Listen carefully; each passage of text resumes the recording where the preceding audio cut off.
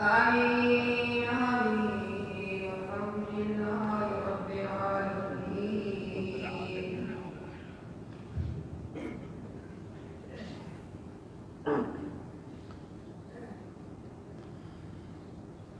إن الحمد لله نحمده ونستعينه ونستغفره ونستهديه، ونعوذ بالله من شرور أنفسنا ومن سيئات أعمالنا وفتن زماننا. من يهده الله فلا مضل له، ومن يضلل فلا هادي له، واشهد ان لا اله الا الله وحده لا شريك له، الكبير المتعال ذو الجلال والعظمه والاكرام، لا اله الا هو الملك العلام. واشهد ان سيدنا وامامنا وقدوتنا محمدا عبده ورسوله، نشهد انه بلغ الرساله وادى الامانه ونصح الامه ومحى الظلمه وجاهد في الله حق جهاده، فصلوات الله وسلامه عليه وعلى اله الاطهار وصحبه البرره الاخيار، ومن دعا بدعوتهم وسار بسيرتهم الى يوم الدين. مسلمانانی بەڕێز و خۆشەویست، سڵاو و ڕەحمەتی خوای پەروەردگار بڕژێ بەسەر هەموو لایەکدا ئینشاء الله. وجاءت ليلة القدر، خۆمان دەبینینەوە لە کات و ساتانێکی زۆر گرنگ و پیرۆز و پڕقەدر. ئەم ئومەتە خاوەن ڕێز و قەدرە خوای پەروەردگار جەلە جەلالوه قەدردار و شەرەفمەندی کردووە بە شەوی قەدر، شەوێک تەنها لە مانگی ڕەمەزاندا ئەو شەوە هەیە، شەوێک خوای پەروەردگار دیاری کردووە و دەستنیشانی کردووە لەو شەوەدا قورئانەکەی خۆی دابەزێنێت. بۆیە پێغەمبەر صلی الله عليه وسلم فەرمووی تەورات دابەزی 6 ڕۆژ لە مانگی ڕەمەزان ڕۆیشتبوو، ئینجیل دابەزی 10 ڕۆژ لە مانگی ڕەمەزان ڕۆیشتبوو، وأنزل الفرقان ل24 خلت من رمضان. قرآن و فرقان دابەزی 24 شەو لە مانگی پیرۆزی ڕەمەزان ڕۆیشتبوو. إنا أنزلناه في ليلة القدر وما أدراك ما ليلة القدر ليلة القدر خير من 1000 شهر تنزل الملائكة والروح فيها بإذن ربهم من كل أمر سلام هي حتى مطلع الفجر. خوای پەروەردگار جەلە جەلالوه سوورەتێکی ناوە سوورەی قەدر باسی گەورەی ئەو شەوە دەکات کە قورئانی تیا دابەزیوە و سەرنجی پێغەمبەر صلی الله عليه وسلم ڕادەکێشێت بەوەی کە ئەی پێغەمبەری خوا صلی الله عليه وسلم ئەگەر ئێمە هەواڵت پێ نەدەین فێرت نەکەین تۆ نازانی شەوی قەدر چەند بەڕێز و پیرۆز و قەدردارە، ئاگادار بە عیبادەت لە شەوی قەدرە خێری عیبادەتی 1000 مانگی هەیە. لەو شەوەدا فریشتەکانی خوا دادەبەزن، جوبرائیلیان لەگەڵە هەرچی فەرمانی خوایە جێبەجێی دەکەن. ئەو شەوە شەوی سەلامە، شەوی ئاشتیە، شەوی میهرەبانیە، هەتا فجر ڕوئەدات و طلوعی فجر ئەبێت و بەیانی ئەبێتەوە فریشتەکانی خوا ئاشتی و سەلام و هێمنی و چاکە بڵاو دەکەنەوە. شەوی قەدر لە گەورەی و پیرۆزیە چەندین کتێب دانراوە، چەندین باس توێژینەوە دکتۆرا و ماجستەر لەو بارەیەوە نووسراوە، بەڵام پێم خۆشە لە وتاری ئەمڕۆدا باسەکەم کە باسی گەورەی شەوی قەدرە بکەم بە چەند بەشێکەوە.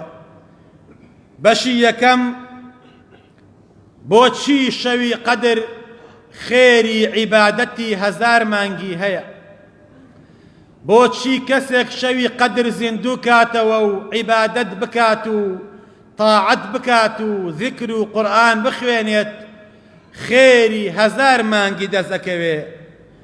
علەماکان دەفەرمون، زانایانی ئیسلام دەفەرمون لقصر أعمارنا عن أعمار الأمم السابقة، چونکە تەمەنی ئێمە کەمە، تەمەنمان 60 بۆ 70 تا 80 ساڵە، کۆتاییمان پێدێ، ئیتر زیاد ناکات تەمەنمان. لە چاو ئوممەتانی پێشوو ئەوان سەدان ساڵ ژیاون، تەمەنیان زۆر زۆر بووە، 500 ساڵ و 600 ساڵ ژیاون و تێکۆشانیان کردووە. خوای پەروەردگار قەرەبووی بە ئێمە کردووەتەوە بە مانگی ڕەمەزان و لە ناو مانگی ڕەمەزانیشا بە شەوی قەدر بۆ ئەوەی کە ئێمەش کردەوەکانمان وەکو کردەوەی ئوممەتانی پێشوو زیاد بێت و بەڵکو زیاتر بێت. ئەمە تەعویزێکە خوای پەروەردگار جەلە جەلالوه خەڵاتێکە و بە ئوممەتی پێغەمبەری بەستووە صلی الله عليه وسلم، بە ئێمەی بەخشیوە. شەو نوێش تایە، کردەوەی چاک تایە، تاعەت و عیبادەت تایە، خێری 84 ساڵی هەیە. ناونراوە بە شەوی قەدر. بۆ قەدرە، بۆ شەوی قەدرە؟ لەبەر ئەم هۆیانەی خوارەوە. یەکەم لشەرەفیها وعظیم قەدریها عند الله، چونکە ئەم شەوە زۆر پیرۆزە، ڕێزی لای خوا زۆر گەورەیە.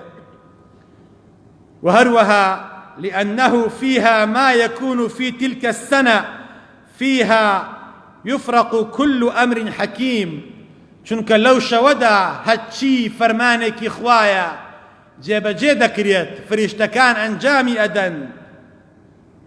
فيها يفرق كل أمر حكيم، ئەرزاق فەرمانەکانی خوای پەروەردگار بۆ ساڵێک، هەموو ئیش و کارەکانی کەون خوای پەروەردگار لەو شەوەدا ڕێکی ئەخات. ناونراوە بە شەوی قەدر بۆ لأنه ينزل فيها ملائكة ذو قدر، لەو شەوەدا فریشتە خاوەن ڕێز و قەدرەکان دادەبەزن. و لەو شەوی قەدرەدا کتێبێکی خاوەن قەدر بەواسطە و بەهۆی جوبرەئیلی خاوەن قەدرەوە دابەزیوە بۆ سەر پێغەمبەرێکی خاوەن قەدر صلی الله عليه وسلم، بۆ ئەوەی ببێ بە بەرنامەی ئوممەتێکی خاوەن ڕێز و قەدر. ناونراوە بە شەوی قەدر چونکە تاعەت و عیبادەت لەو شەوەدا قەدر و حرمەت و ڕێزی تایبەتی خۆی هەیە لای خوای پەروەردگار. ناونراوە بە شەوی قەدر چونکە هەڵ کەسێک لەو شەوەدا ڕێز لە فەرمانەکانی خوا بگرێت و ئیحترامی خۆی بگرێت و کردەوەی چاک ئەنجام بدا، لای خوای پەروەردگار یەسیر ذا قەدر، ئەبێ بە خاوەن قەدر. تەوەرەی دوهەمی وتارەکەم چ فەرموودەیەک وارد بووە دەربارەی گەورەیی شەوی قەدر. پێغەمبەر صلی الله عليه وسلم فەرمووی من قام ليلة القدر إيمانا واحتسابا غفر له ما تقدم من ذنبه. هەر کەسێک شەوی قەدر هەڵسێ، عیبادەت بکا و قورئان بخوێنێ و ذیکر بکا و شەوەکە زیندوو بکاتەوە بە ئیمانەوە و چاوەڕێی پاداش لە خوا بکە خوا لە گوناهی ئەوەڵ و ئاخری خۆشە بێ ئینشاء الله. پرسیارەکە ئەوەیە لە شەوی قەدرە چی بکەین و چی بڵێین؟ لەم شەوانەی قەدرە لە ڕۆژەکانیشیە ئەم ماوەی کە ماوە بەرنامەمان چی بێت، مسڵمان چی بکات و چیش بڵێ؟ یەکەم مسڵمان ئەم چەند ڕۆژەی ڕەمەزان کە ماوە هەوڵ بە نوێژەکانت بە جەماعەت ئەنجام بدەی، نەکەی نوێژێک بە تەنها ئەنجام بدەی، نەکەی ئەو خێرە گەورەیە لە کیسی خۆت بدەی، هەوڵ بە فریای ئەڵڵاه ئەکبەری تەحەڕمی ئیمان بکەویت کاتێ نوێژدا ئەبەسێ. دووهەم شەو نوێژ بکەین قیام. سێهەم دوعا زۆر بکەین بۆ خۆمان، بۆ وڵاتمان، بۆ مردووەکان و باوکو دایک و بۆ ساڵحبوونی ئەولادمان، بۆ ئەوەی ئەولادەکانمان لێمان بەلەسە نەبن. لەم شەوانەدا زۆر پێویستە دوعا بکەین بۆ ئیسلاحبوونی ئەولاد، چونکە بەڕاستی ئەمڕۆ ئەولاد سەرکەش بوون. ئەمڕۆ منداڵەکان ڕێزی باوکو دایک ناگرن، بە گوێیان ناکەن. لەم شەوانەدا دوعای خێریان زۆر بۆ بکەین بۆ ئەوەی خوا ئیسلاحیان بکە. چوارەم قورئان زۆر بخوێنین، زۆر قورئان بخوێنین، خوێنەواریمان یەک گوێ لە قورئان بگرین. پێنجەم واز لە هەموو قەدەغەکراوەکان بێنین، هیچ حرامێک ئەنجام نەدەین لەم شەو ڕۆژانەی قەدردا. شەشەم لەم شەوانەدا زۆر سەڵەوات بۆ ڕۆحی پاکی پێغەمبەر بنێرین صلى الله عليه وسلم. گوێ بگرە بۆ ئیمامی شەعبی ڕەزا و ڕەحمەتی خوای لێبێ چی ئەفەرمێ؟ ئەفەرمێ لەیلەة القەدر ليلها كنهارها استحب أن يكون اجتهاده في نهارها كاجتهاده في ليلها. ئەفەرمێ جیاوازی قەدر لە ڕۆژ و شەوەکەیان نییە، وەکو چۆن لە شەوەکەیە عیبادەت زۆر گەورەیە لە ڕۆژەکانیشە هەر ئاوایە. واتە تۆ لە ڕۆژی نیوەڕۆدا نوێژێک بە جەماعەت بکەی وەکو ئەوە وایە 83 ساڵ جەماعەتت کرد بێت، 1000 مانگ جەماعەت کرد بێت، ڕۆژەکەشی وەکو شەوەکەشی وایە. بە فرسەتی بزانین ئینشاء الله. خاڵێکی تر لە شەوی قەدر و ڕۆژانی قەدرە چی بڵێن باشە؟ چی بڵێن؟ عائشة أفرمي وتمي بيغمري خوا صلى الله عليه وسلم ما هو أفضل ما يقال فيها من الدعاء؟ چه دعاء بكين؟ داواي چی بكين؟ داواي چی لخوا بكين؟ خواي گەورە چی پێویستێکی ئێمە جێبەجێ بکات؟ پێغەمبەر صلى الله عليه وسلم فەرمووی ئەی عائشە ئەم دوو دعایە بخوێنە. یەکەم بڵێ اللهم إنك عفو كريم تحب العفو فاعف عني. پەروەردگاری من تۆ خاوەن عەفو خاوەن مەغفرەتیت، پێت خۆشە خەڵکی عەفو بکەیت. دەی خوایە لێم خۆش بە لەم شەوەدا داوای لێ خۆشبوون بکە، ئیعتراف بە هەڵەکانمان بکەین، دان بنێن بە غەڵەت و کەمتەرخەمی خۆمانە. ئەمە یەکەم. دووهەم بڵێن ئەعوذ برضاك من سخطك وعفوك من عقوبتك. خوای پەروەردگار پەناگرمە پەنای تۆ لەوەی کە خوای پەروەردگار لێم ڕازی بیت، خوایە لێم ڕازی بیت، لێم تووڕە نەبیت، عەفوم بکەی، سزام نەدەی. ئەمە بکەین. ئەمە ئەو شتانەیە کە پێغەمبەر صلی الله عليه وسلم فێری کردوین لە شەوی قەدرا بیڵێین. مسلمانەکان زاناکان هەندێک عەلامەت و نیشانەیان داناوە لە شەوی قەدرە کە هۆکارێکە بۆ ئەوەی کە بزانین شەوی قەدرە. قسەی زانایانە و ئیجتیهادە، ئەتر ئێمەش لە خزمەتتانە عەرزیەکەین. یەکەم ئەفەرمێت کاتێکە لە بەیانیەکەیەوە خۆر هەڵهات ئەو خۆرە هیچ تیشکێک و هیچ بزیسکەیەکی نییە.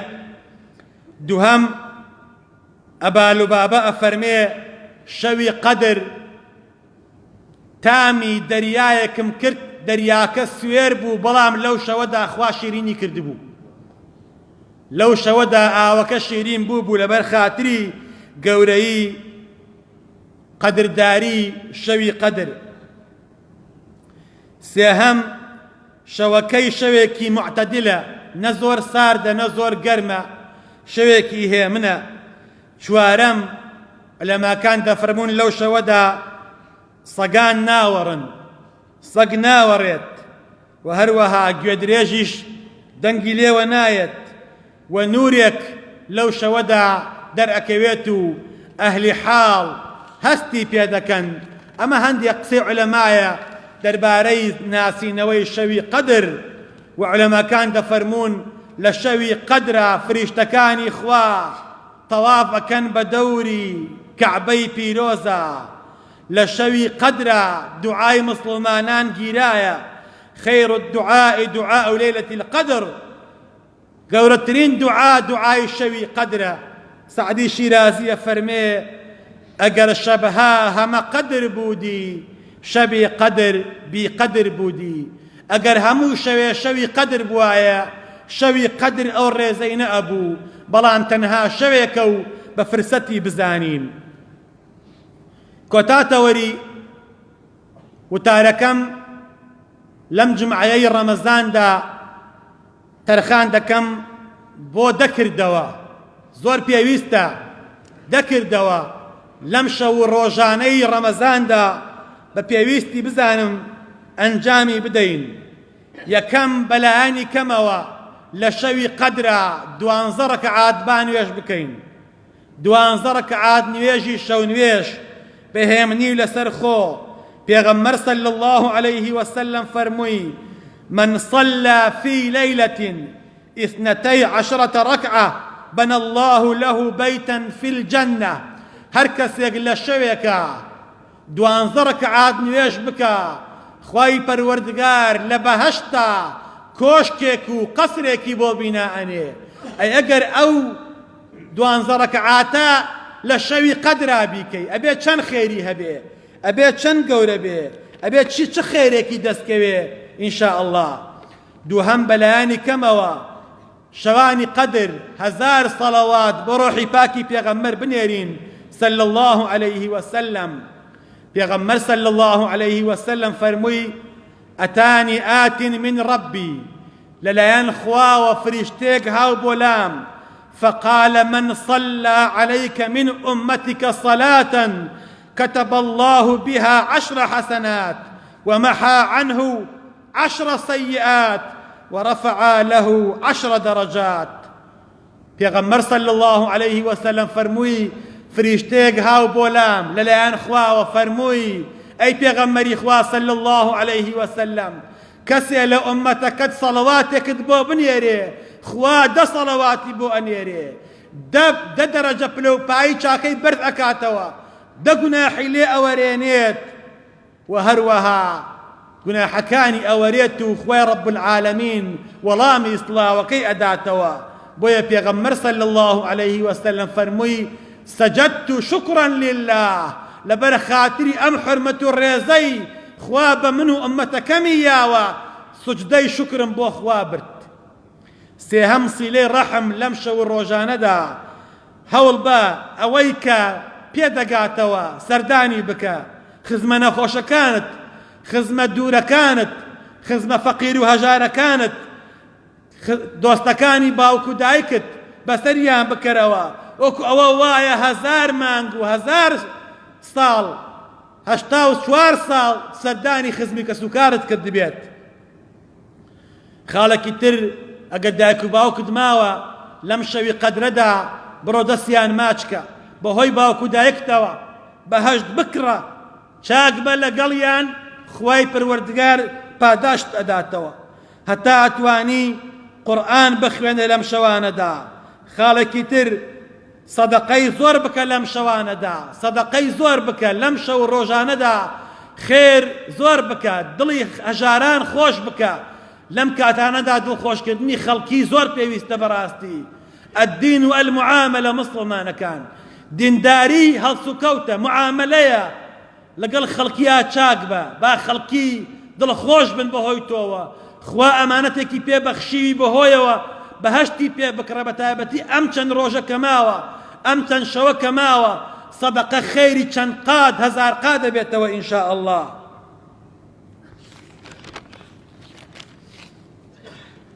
خاڵێکی تر استغفار و ئەستەغفر الله زۆر بکەین لەم شەوانەدا زۆر داوای لێخۆشبوون لە خوای پەروەردگار بکەین و داوای لێخۆشبوون بکەین بۆ مسلمانان. خاڵێکی تر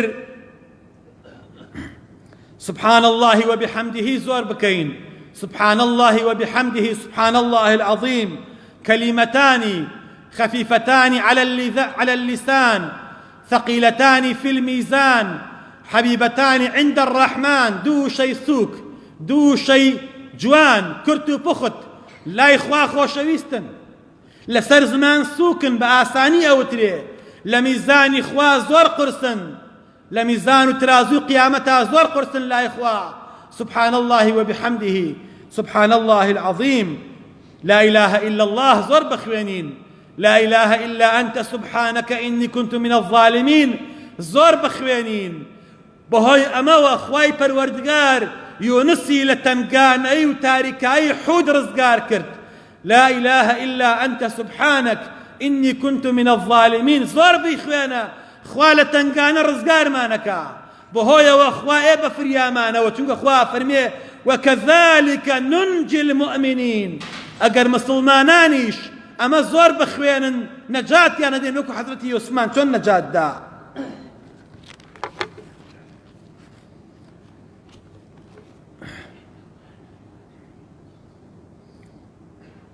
لە کۆتاییدا دەڵێم مسلمانەکان لەم شەوەدا ئەگەر بۆمان نەکرێت لە شەوی قەدرا ئەوەی کە توانای نییە قورئان بخوێنێت با قل هو الله بخوێنێت. پێغەمبەر صلی الله عليه وسلم فەرمووی قل هو الله یەک جار بیخوێنی سورەی ئیخلاس وەکو ئەوە وایە سێ بەشی قورئانت خوێندبێ سێ قل هو الله بخوێنی خێری ختمێکی قورئانت دەست ئەکەوێ. ئەگەر خوێنەوار نیت و قورئان نازانیت لەم شەوانەدا سورەی ئیخلاس زۆر بخوێنە لەم شەوانەدا هەوڵ بە نوێژ زۆر بکە لەم شەوانەدا سەدەقە بکە با دیرهەمێکیش بێ خێرەکەی چەندین قات و هەزارەها قات دەبێتەوە بۆ هیوایەی بەرنامەیەکی جوانمان هەبێ ئەم چەند ڕۆژە و شەوەی کە ماوە بە فرسەتی بزانین. پێغەمبەر صلی الله عليه وسلم لە کۆتایی ڕەمەزانە ئەم سێ کارەی دەکرد. یەکەم شەدە میئزەرە جوان خۆی ئەپێچایەوە پشتوێنی ئەبەست خۆی ئامادە ئەکرد بۆ عیبادەت. دووهەم ئەیقەضە ئەهلە تەنها خۆی نەبوو ماڵ و مناڵیشی خەبەرە کردەوە چونکە خوا فەرمێ قوو ئەنفوسەکم و ئەهلیکم نارا مسلمانان خۆتان و ماڵ و مناڵتان بپارێزن لە ئاگری جەهەنەم. تەنها بۆ خۆت نەبە مناڵەکەت خێزانەکەت کوڕەکەت کچەکەت فێری دینی خوا بکە هەڵیان سێنە بەهەشت بە ئەوان بۆ ئەوانیش بێت بە زۆریان لێ بکە. سێهەم و ئەحیا لەیلە پێغەمبەر صلی الله عليه وسلم شەوەکەی زیندوو دەکردەوە شەوەکەی بە عیبادەت بەکردەوەی چاک بە بەخشین. عایشە ئەفەرمێ پێغەمبەر صلی الله عليه وسلم لە ڕەمەزانە کەڕیح المرسەلە وەکو بای بەخشی هیچی لای خۆی گل نەئەدایەوە بەخشینی زۆر بوو لە ڕەمەزانە چونکە ئەیزانی محتاجەکان لە ڕەمەزانە زیاترن و پێویستیان بە شتومەک هەیە بۆ هیوایی خوای پەروەردگار شەوی قەدرمان بەنسیب بکە ئینشاء الله بۆ هیوایی خوای پەروەردگار لە شەوی قەدرا ڕێزدارمان کە ئینشاء الله بۆ هیوایی خوای پەروەردگار کۆمەکیمان بکات موانەتیمان بدات یارمەتی دەرمان بێ بتوانین ئەم شەوانە بەڕاستی خۆمانی تیا بکڕینەوە حەمامێک بێت بۆ خۆشۆردنمان لە چڵک و لە پیسی گوناح.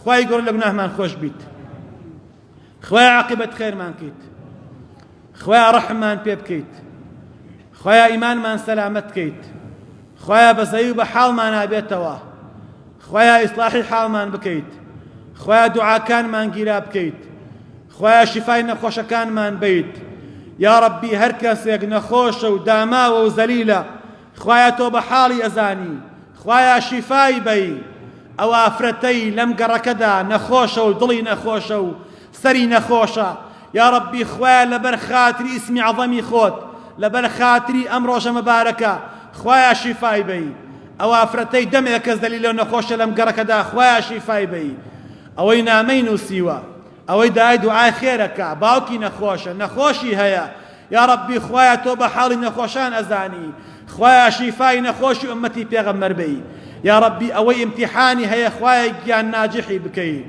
یا ڕەبی ئەوەی ئیمتیحانی هەیە سەرکەوتی بکەی یا ڕەبی ئەوەی منداڵی نییە خوایە پێ ببەخشی ئەوەی دایە منداڵەکە خوایە پێ ببەخشی ئەوەی هەیەتی خوایە بۆی ساڵح بکەی خوایە قەرزی قەردەران دەفع بکەی مشکلەی مسلمانان چارەسەر بکەی یا ڕەبی ئەوەی زەواجی نەکردووە بە نسیبی کە یا ڕەب العالەمین ئەوەی نیازی خێری هەیە بۆی جێبەجێ بکەی یا ڕەبی ئەوەی هەژارە دۆڵەمەندی بکەی ئەوەی دۆڵەمەندە خوایە ڕزقی زیاد بکەی خوایە وڵاتمانەوە دانکەیتەوە هەرزانی خەیتە وڵاتمانەوە خوایە گیان بە ئیسلامەتی بمانژێنی بە ئیسلامەتی بمامرێنی خوایە بەر شەفاعەتی پێغەمبەرمان خەی آمين آمين آمين والحمد لله رب العالمين وبعد أعوذ بالله من الشيطان الرجيم ربنا آتنا في الدنيا حسنة وفي الآخرة حسنة وقنا عذاب النار اللهم آمين